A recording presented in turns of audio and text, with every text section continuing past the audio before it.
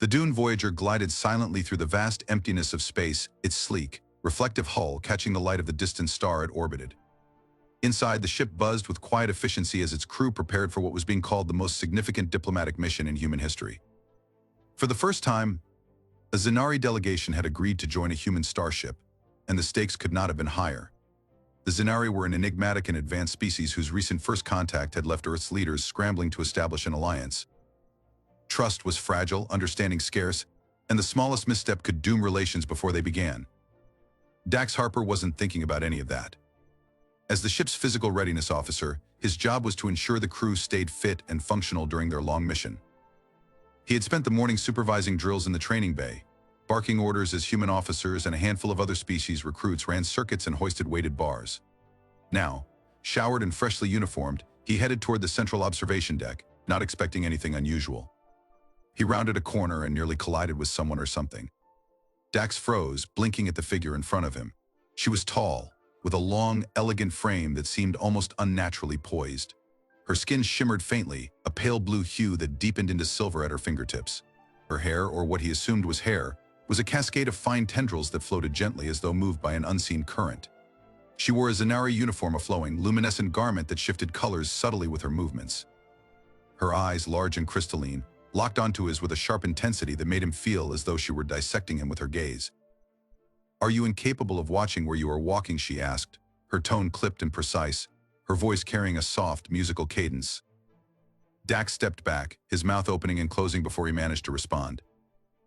Sorry about that. I didn't expect." "You did not expect to encounter anyone on a functioning starship," she interrupted, one eyebrow arched. "Fascinating." Dax bristled. "I didn't expect to run into you," he said, a defensive edge creeping into his voice. "You're one of the Zenari scientists, right?" Her gaze flicked over him, her expression unreadable. "Correct. I am Bolin, chief researcher of xenobiological systems for the Zenari delegation. And you are..." She let the question hang in the air, as if the answer were of mild interest at best. "Dax Harper," he said, straightening his shoulders. "Fitness officer. I make sure people stay strong enough to do their jobs."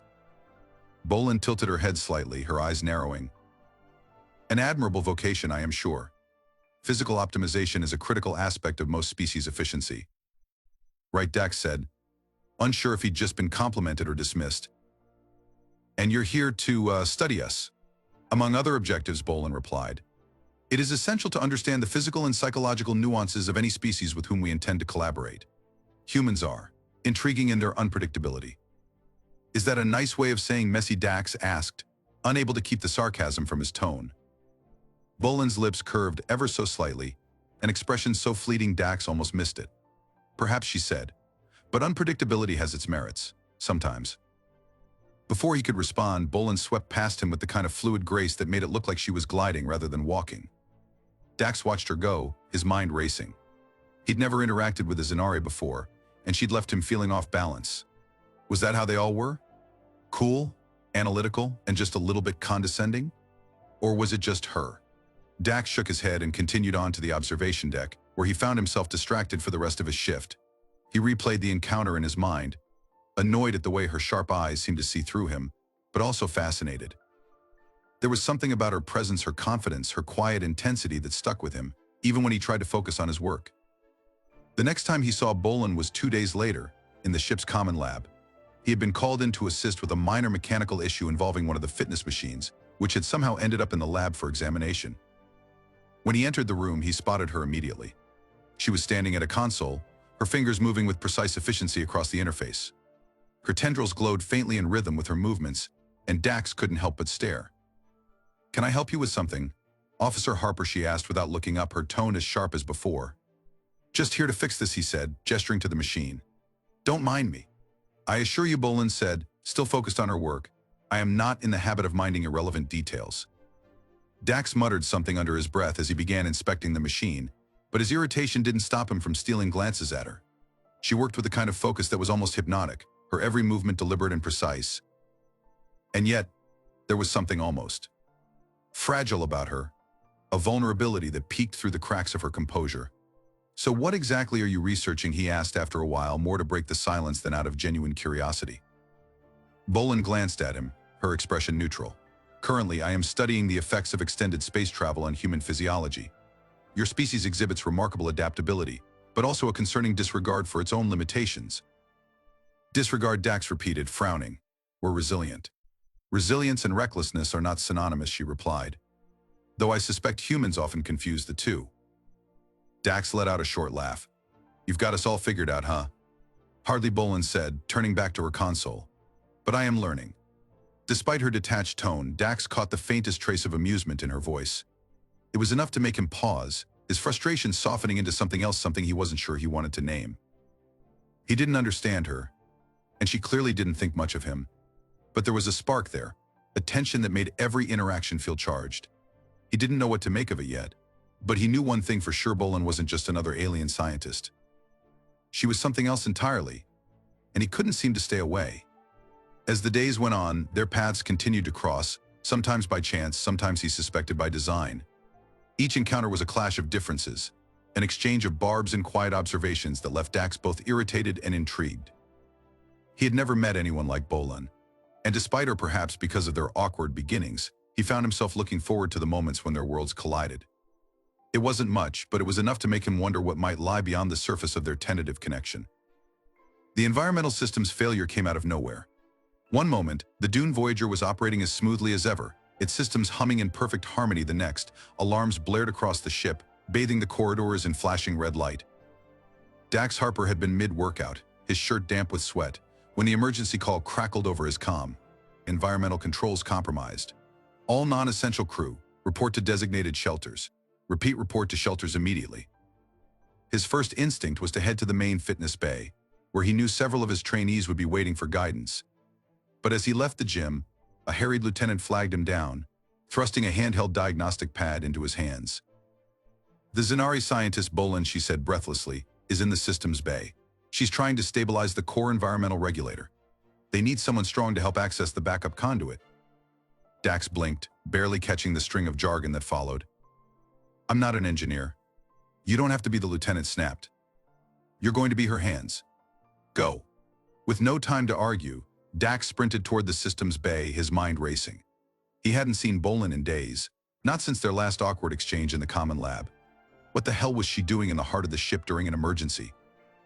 The Zenari delegation was supposed to be in secure quarters, well out of harm's way. When he arrived, the scene was chaotic. The air smelled faintly of burning circuits, and the low hum of the environmental core was overlaid by the frantic beeping of warning alarms. Bolin was crouched near a console, her luminescent hair tendrils dim and still as she worked. Her calm, methodical movements stood in stark contrast to the tension in the room. A human engineer stood nearby, his face pale with panic. Bolin, Dax called, jogging toward her. What's going on? She didn't look up. The core environmental regulator has suffered a cascade failure. I am attempting to reroute atmospheric controls to the secondary conduit, but the mechanism is jammed. And you're just down here fixing it, he asked incredulously. Where's the rest of the team? They are not as efficient, she replied, her tone clipped. Now, if you would kindly use your considerable physical strength to access the manual override, we may avoid asphyxiation. Dax bristled but dropped to one knee beside her, taking the diagnostic pad she handed him. Show me what to do. Her crystalline eyes flicked to his, their intensity momentarily catching him off guard. Remove the access panel on the left. Inside you will find a series of levers. Pull the third one, then rotate it clockwise until it locks. Got it, he said, positioning himself next to the panel. It took a few sharp tugs to pry it open, and his fingers brushed against the levers inside. He followed her instructions, sweat dripping down his temple as he forced the stubborn mechanism to move. Finally, with a satisfying click, the lever locked into place. I've got it, he said, turning toward her. What now? Bolin didn't answer immediately. She was watching him, her expression unreadable, as though she were seeing him in a new light. Finally, she said, you will hold the lever steady while I calibrate the flow regulators. If you release it prematurely, the pressure will destabilize. Great, Dax muttered, flexing his grip on the lever. No pressure. Bolin's lips twitched just barely, but enough for him to notice. Indeed. They worked in silence for several minutes, the tension in the room thick but strangely focused. Dax could feel the strain in his arm, the lever resisting every second he held it in place, but he refused to let go. As Bolin adjusted the calibration, her tendrils began to glow faintly again, their subtle movement mesmerizing. You're awfully calm for someone fixing a ship-wide system failure, Dax said, breaking the quiet. It is a situation that requires precision, she replied without looking up.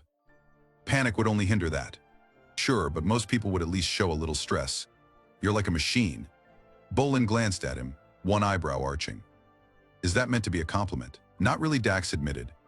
More of an observation. She tilted her head, studying him for a moment before returning to her work. Zenari are trained to compartmentalize emotions in high-stakes situations. Your species, however, often lets emotions dictate action. It is fascinating. Dax chuckled despite himself. Fascinating, huh? You really don't pull any punches, do you? Would you prefer I offer false platitudes, she asked, her tone as dry as the desert. Honestly, he said, adjusting his grip on the lever. No, I think I like it better when you're blunt. The faintest hint of a smile flickered across her lips. Noted. The exchange left a strange warmth in Dax's chest, though he couldn't quite pinpoint why.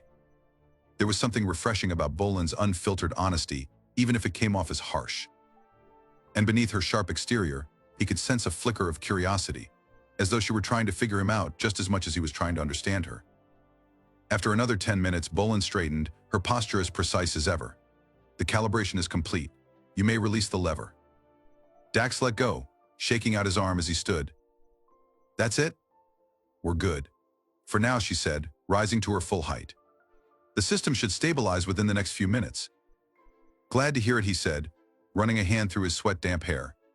You're not half bad in a crisis, Bolin. Her eyes met his, and for a moment there was something unspoken in her gaze. Neither are you, she said quietly. The words were simple, but coming from her, they felt like more. Dax found himself holding her gaze a beat longer than necessary, his heart thudding in his chest. She broke the moment first, turning back to her console to check the readings. The spell was broken, but the charge lingered in the air, undeniable and impossible to ignore. Later, as they walked back toward their respective quarters, Dax found himself glancing at her out of the corner of his eye. The ship's dim corridor lights cast a soft glow over her features, highlighting the delicate structure of her face and the faint shimmer of her skin. She was beautiful, but not in the way he was used to. It was a beauty that felt otherworldly, as though it didn't belong to the same reality he inhabited. You're different, he said, suddenly the words slipping out before he could stop them. Bolin turned to him, her expression curious. Different from whom?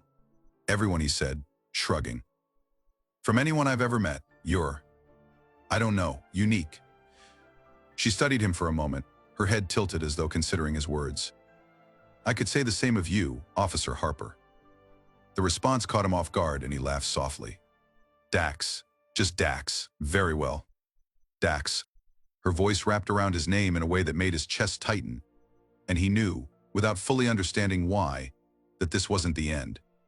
Their partnership, their strange connection, it was just beginning.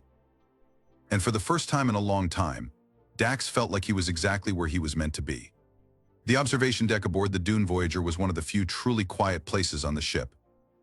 It wasn't part of the main operational areas, so most crew members rarely visited unless they needed solitude. That night, Dax Harper found himself staring out into the vast expanse of stars, his thoughts spinning. The events of the past few weeks had been a whirlwind of diplomatic tensions, technical crises, and perhaps most confusingly, his growing connection with Bolin. It wasn't just her alien nature that fascinated him, it was the way she carried herself, the sharpness of her mind, the rare flickers of humor that broke through her otherwise analytical demeanor. Dax wasn't sure when his curiosity about her had shifted into something more, but the change was undeniable. She was unlike anyone he'd ever known, and every time they interacted, he felt the pull between them grow stronger. The soft swish of the observation deck doors broke his reverie, and he turned to see Bolin stepping inside. She hesitated for a moment, her crystalline eyes meeting his before glancing toward the stars. The glow of the starlight illuminated her features, making her skin shimmer faintly in the low light. She wasn't wearing her usual lab uniform, but a loose, flowing Zenari robe that shifted colors subtly as she moved. The sight of her took his breath away, though he wasn't about to admit that. I did not expect to find anyone here, she said, her voice as steady as ever. Same, Dax replied, shoving his hands into his pockets. Guess we both had the same idea. Bolin walked closer, her movements as graceful as ever, and stopped beside him. For a moment they stood in silence, staring out at the stars. The silence between them wasn't uncomfortable, but it was charged, like the air before a storm. Dax could feel her presence beside him, every shift of her body heightening his awareness of her proximity. "You spend a great deal of time observing," she said, breaking the silence. Dax raised an eyebrow. "Isn't that the point of an observation deck?" Her lips twitched, a faint smile that disappeared almost as quickly as it had appeared. "Perhaps, but I sense your thoughts are elsewhere." Dax exhaled, running a hand through his hair. "You're not wrong," he admitted. "It's been a hell of a few weeks." "Indeed," Bolin said softly. "This mission has tested us all." He glanced at her, catching the faint flicker of emotion in her expression. "Even you?" he asked, his tone teasing. Bolin tilted her head, her tendrils shifting subtly with the movement. "Contrary to what you may believe, I am not immune to difficulty. I simply manage it differently." "Yeah," Dax said, leaning against the railing. "You compartmentalize, right? Push all the feelings into neat little boxes."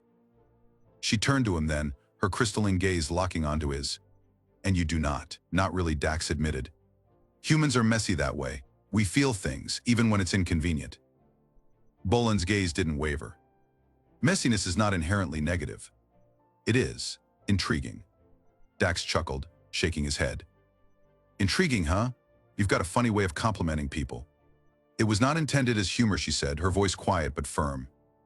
"I find your species' emotional unpredictability fascinating, at times even admirable." The sincerity in her tone caught him off guard, and for a moment Dax didn't know how to respond. He could feel the space between them narrowing, the weight of unspoken words hanging heavy in the air. Finally he said, "You know, you're not as emotionless as you let on." Bolin's tendrils stilled, and she looked away, her expression unreadable. "Emotions are complex. They are not easily understood, even among my own kind."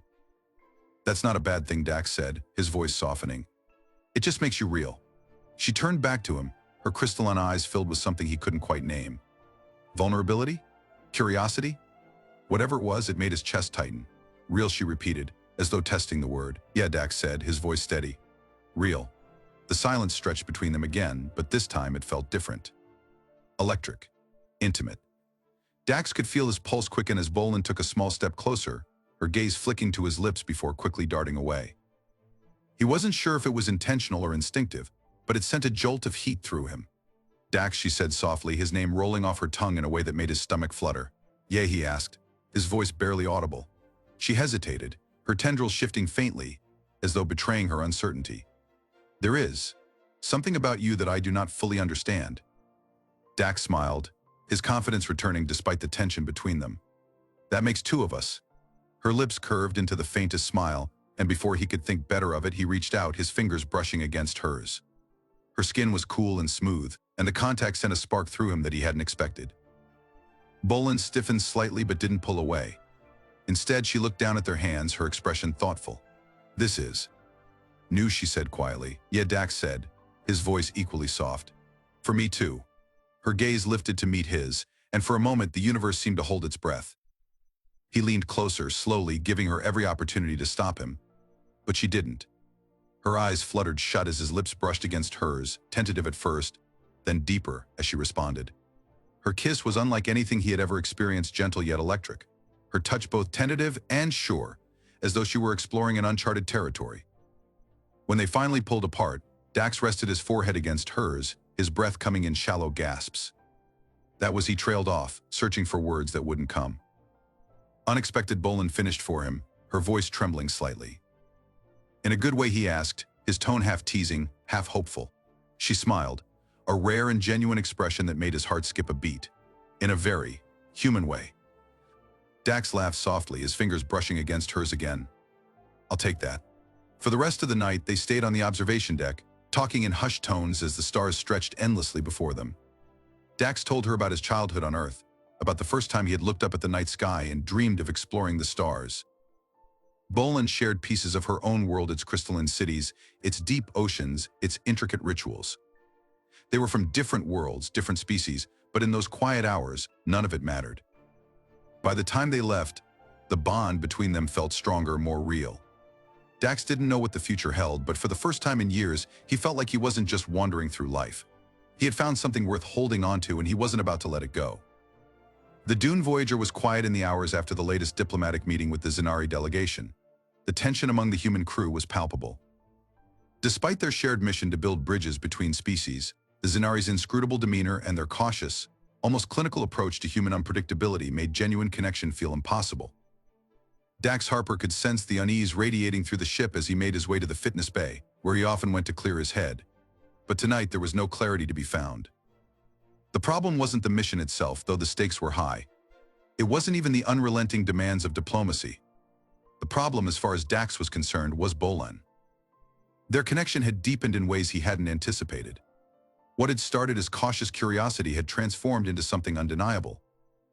Their late-night conversations on the observation deck had grown longer, more personal, filled with shared stories and moments of vulnerability that made him feel closer to her than anyone he'd ever known. And then there had been the kiss, a quiet, electric moment that still lingered in his thoughts, pulling at him whenever he tried to focus on anything else. But their bond hadn't gone unnoticed. Dax had begun to see the wary looks from the human crew, their skepticism thinly veiled. They didn't understand what he saw in Bolin, what drew him to her. And he could sense the discomfort radiating from the Zenari delegation as well, their whispered words carrying a tone of disapproval whenever Bolin was near him. It wasn't just personal anymore, their connection was becoming a symbol, a fault line between two species struggling to find common ground. The breaking point came when the Dune Voyager received a distress signal from an uncharted planet in the sector. A small Zenari research vessel had crash-landed, and the delegation insisted on an immediate rescue mission. The planet was volatile, its atmosphere unpredictable, and its surface riddled with dangerous terrain. The Voyager's captain, wary of risking the crew, hesitated, but the Zenari would not be deterred. They requested Bolin's presence on the rescue team, her expertise deemed critical to the operation. Dax volunteered immediately. He wasn't sure if it was his duty as an officer or something deeper that drove him to step forward, but the moment Bolin's name was mentioned, he knew he couldn't stay behind. The captain reluctantly agreed, but not without a pointed warning.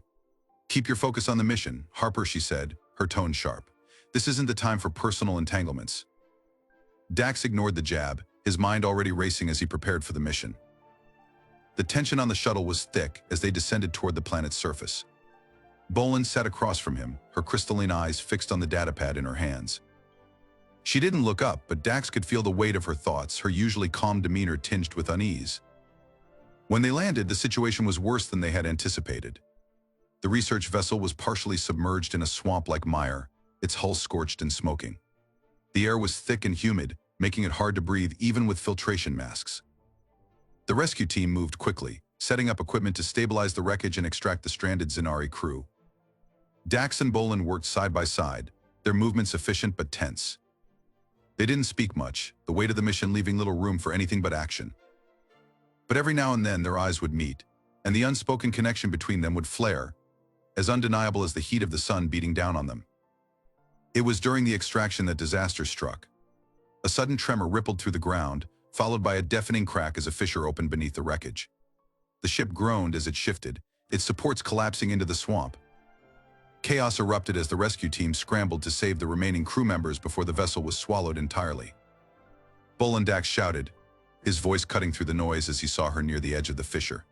She was helping a wounded Zenari scientist, her movement steady despite the danger. "I have this under control," she called back, her voice calm but firm. But Dax's instincts screamed otherwise. The ground beneath her feet was unstable, the swampy soil threatening to give way at any moment. Without thinking, he rushed toward her, grabbing her arm just as the ground collapsed beneath them. They fell together, tumbling down a steep slope into the dark mire below. The world tilted as they hit the ground, the impact knocking the wind out of Dax's lungs. He groaned, his vision swimming as he pushed himself up, his body slick with mud. "Bolin," he rasped, panic clawing at his chest. "I am here," came her voice, faint but steady. She was a few feet away, half buried in the muck but alive. Relief flooded through him as he crawled toward her, his hands trembling as he helped her sit up. "Are you hurt?" he asked, his voice thick with worry. "I am functional," she replied, her tone clipped but softer than usual. Her tendrils glowed faintly, a sign of her heightened stress. "The situation, however, is suboptimal." Dax let out a breathless laugh, his heart still pounding. "That's one way to put it." They sat in the mire for a moment, catching their breath as the sounds of the rescue operation grew fainter above them. Dax could see the exhaustion in Bolin's face, the faint tremor in her usually steady hands. She wasn't invincible, not here, not now. And something about seeing her like this, vulnerable yet determined, made his chest ache. "You didn't have to do that," she said suddenly, her voice quiet. "Do what he asked." Though he already knew. Put yourself at risk for me, she said, her crystalline eyes meeting his. It was unnecessary. Unnecessary, Dax repeated, a sharp edge creeping into his voice. You think I'm just going to stand by and watch you get swallowed by a damn swamp? I am capable of managing my own survival, she said, though her tone lacked its usual sharpness. Your actions were illogical. Yeah, well, Dax said, his voice softening. Humans are messy, remember. Bolin's lips curved into the faintest smile, and for a moment the tension between them melted away.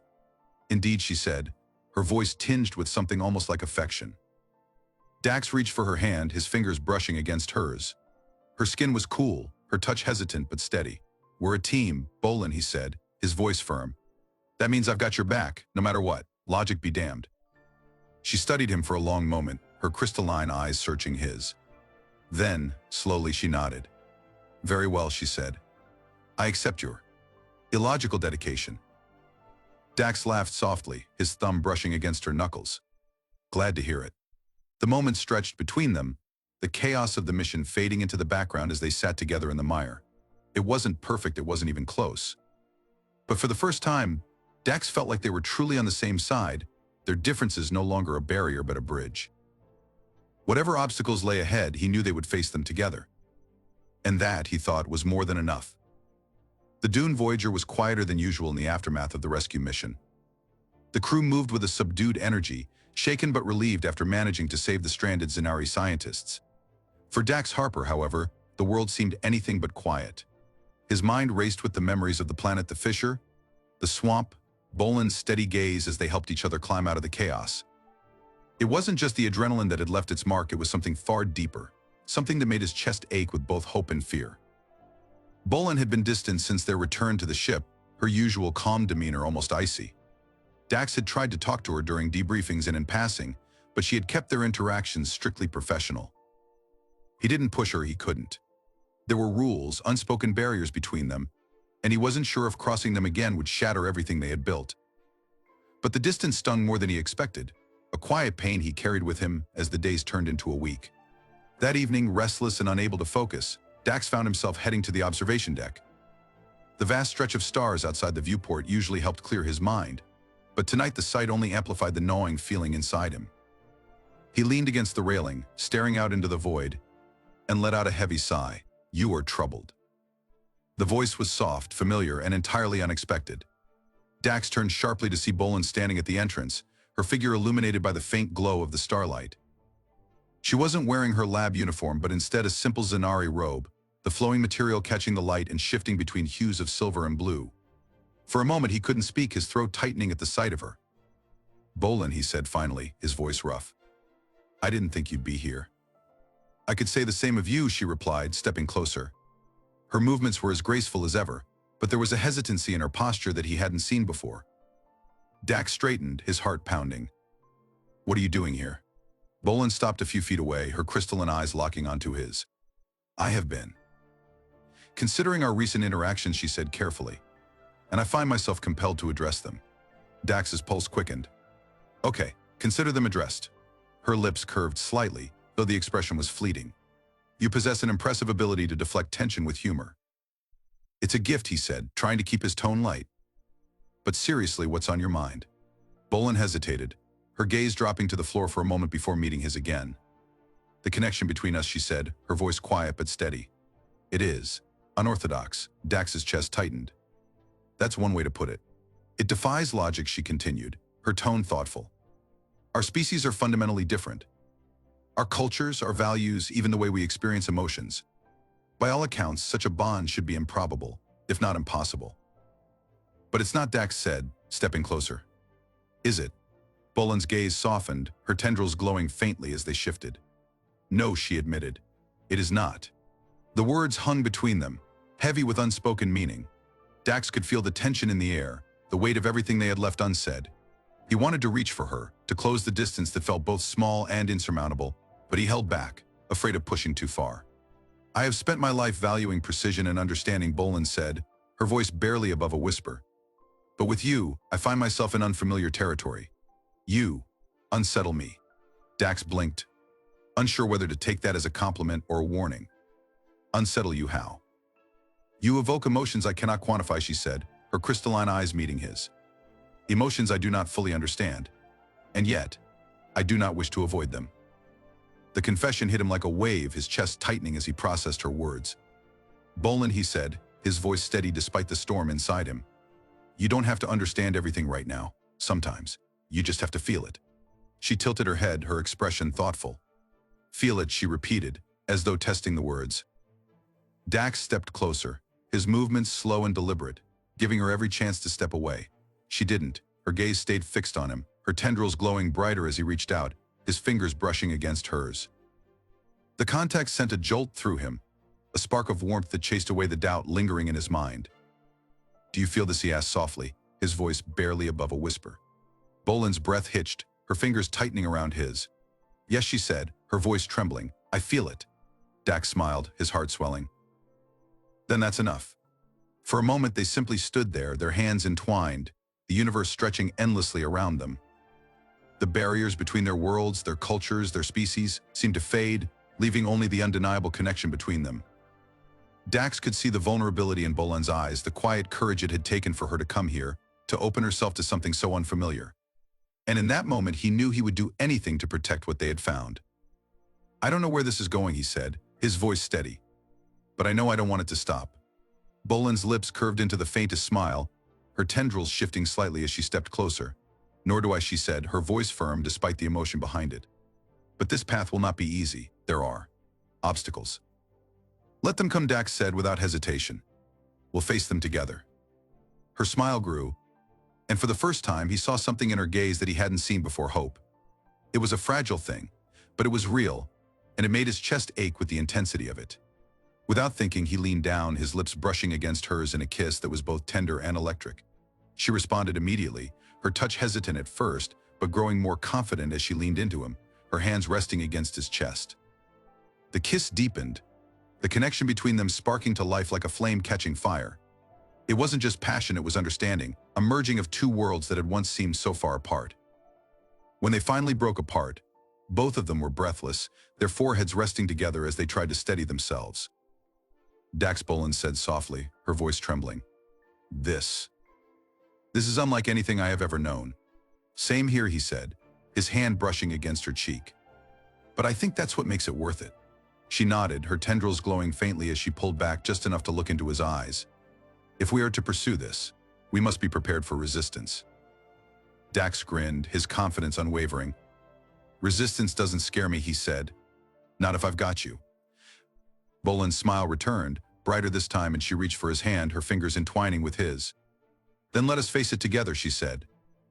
And as they stood there, the stars stretching endlessly around them, Dax felt a sense of certainty he hadn't known in years. Their love might not have been easy, but it was real. And for him, that was more than enough. The Dune Voyager was preparing for its final approach to human space.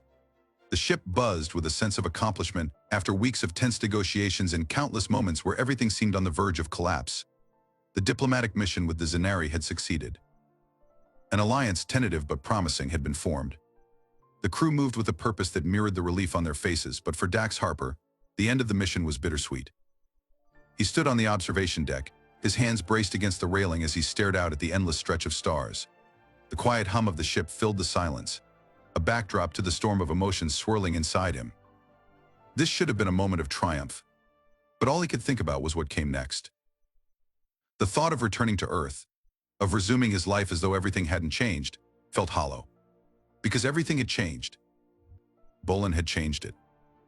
Their connection had grown stronger in the days since the rescue mission, their stolen moments together filled with laughter, quiet conversations, and kisses that left him breathless. They had built something real, something that defied the odds, but now the reality of their situation loomed over them like a shadow. The alliance might have bridged their worlds, but it hadn't erased the differences between them. Bolin would return to Zenari space with her delegation, and Dax would be expected to stay behind. The thought of saying goodbye was unbearable. Your thoughts are loud. Her voice was soft, almost teasing, and Dax turned to see Bolin standing in the doorway. She was wearing her usual Zenari uniform, the flowing material shimmering faintly in the low light. But it wasn't her appearance that caught him, it was the way she looked at him, her crystalline eyes filled with a warmth that made his chest ache. Bolin, he said, his voice rough with emotion. You always sneak up on me. It is not my intention, she replied, stepping closer. You are simply easily distracted. Dax let out a short laugh, shaking his head. Can't argue with that. She joined him at the railing, her gaze shifting to the stars outside. They stood in silence for a moment, the weight of their unspoken thoughts filling the space between them. Dax wanted to say something to break the tension, but the words wouldn't come. It was Bolin who finally spoke, her voice quieter than usual. We will arrive in human space tomorrow, she said. Our delegation will transfer to the Zenari cruiser shortly thereafter. I know, Dax said, his chest tightening. It's all anyone's been talking about. She turned to him, her expression unreadable. And yet, you have avoided discussing it. He sighed, running a hand through his hair. What do you want me to say, Bolan? That I hate the idea of you leaving. Because I do. I hate it more than I can put into words. Her gaze softened, her tendrils glowing faintly as they shifted. Dax, I know it's not that simple, he said, cutting her off.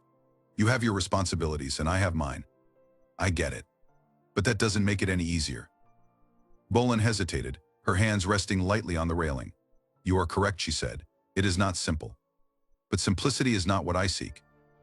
Dax frowned, his heart pounding as he tried to decipher her meaning. What are you saying? She turned to face him fully, her crystalline eyes locking onto his. I am saying that I do not wish to leave you behind. That the thought of returning to Zenari space without you feels wrong. His breath caught in his throat. Bolin, are you serious? You'd stay. She shook her head, a small smile tugging at her lips. Not stay. But perhaps find a way to bridge the distance. To create something new rather than accept the limitations of what is. Dax stared at her, his mind racing. You do that? For me. For us, she corrected gently. What we have built together is worth more than adherence to tradition. If the Zenari and humanity can find common ground, then surely we can as well. A wave of emotion crashed over him, and he reached for her hand, his fingers intertwining with hers. You're incredible, you know that. Bolin's smile deepened, and she stepped closer, her other hand resting lightly against his chest. And you are stubborn, she said, her voice tinged with affection. It is a fortunate combination. He laughed softly, his free hand brushing a strand of her tendrils away from her face. I don't know what the future looks like, he admitted. But I know I don't want to face it without you. Nor do I, she said, her voice steady. We will find a way, Dax. Together. Their lips met in a kiss that was both tender and fierce, a promise that neither of them had to speak aloud. The connection between them, fragile yet unbreakable, burned brighter than ever. In that moment, the challenges ahead didn't matter, the distance, the skepticism of their worlds, the unknown. All that mattered was her hand in his, her presence grounding him in a way he hadn't thought possible. When they finally pulled apart, their foreheads resting together, Dax smiled. You know this is going to be a hell of a fight, right? Bolin's crystalline eyes sparkled, and she tilted her head slightly. I would expect nothing less. He laughed, his heart lighter than it had been in days. Good, because I'm not giving up on us. Not now, not ever. Nor am I, she said firmly. Whatever comes, we will face it. The next day, as the Dune Voyager entered human space, Dax and Bolin stood side by side on the observation deck, watching as the stars shifted into the familiar patterns of Earth's quadrant. There was still so much uncertainty ahead, conversations to be had, compromises to be made, battles to fight. But for the first time, Dax felt a sense of peace. They weren't just two people from different worlds. They were a bridge, a living symbol of what was possible when barriers were broken and understanding took root. And as the stars stretched endlessly before them, Dax knew that this was only the beginning. Together they would chart a new course, one that no map could predict but that promised infinite possibilities. As the Zenari cruiser came into view, Bolin turned to him, her hand finding his. A new horizon, she said softly. Dax squeezed her hand, his smile widening. And we're crossing it together.